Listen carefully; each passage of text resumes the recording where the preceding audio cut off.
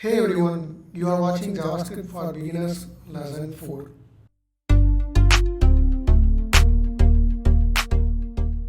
Before writing our code, I just want you to know few things about JavaScript. The first one, JavaScript is case sensitive. Now let's use the command console.log and let's say hello world.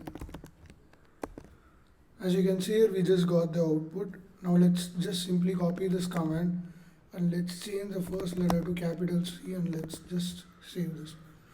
But this time we just got an error saying that console is not defined. So this clearly states that the JavaScript is case sensitive. And we can clearly say that these two lines are completely different. Now let's move on to the second thing. The second thing is semicolon. It's not necessary that you have to add this semicolon at the end of each line. JavaScript actually does something called a semicolon insertion, which means you can actually write code that omits semicolon at a certain places.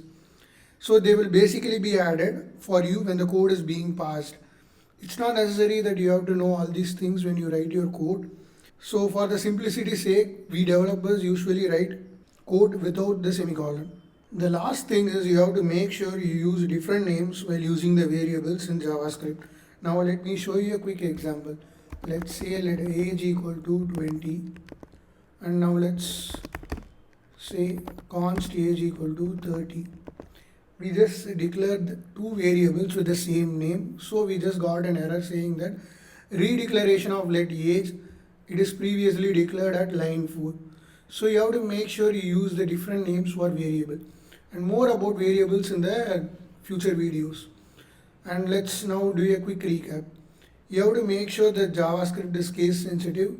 It's not necessary to add semicolon at the end of each line, and you have to make sure you use different names for the variables. And that's it for this video. Make sure you guys remember all these simple things. See you guys in the next video. Thank you for watching.